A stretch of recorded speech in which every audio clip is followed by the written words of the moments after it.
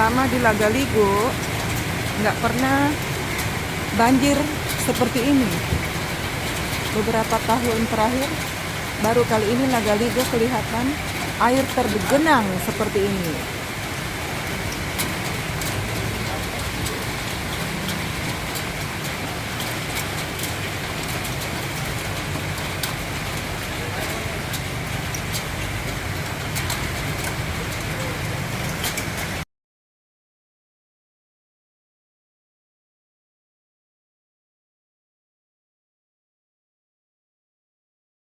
Ngerinya.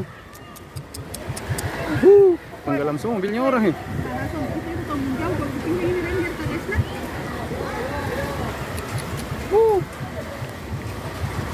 Mobilnya orang tenggelam nih. Sulawesi.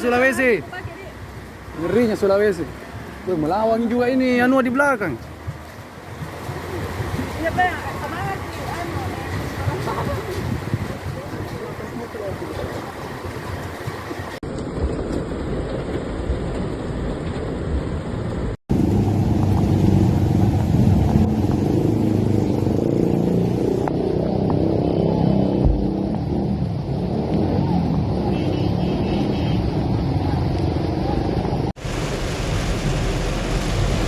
Tinggi sekali air guys.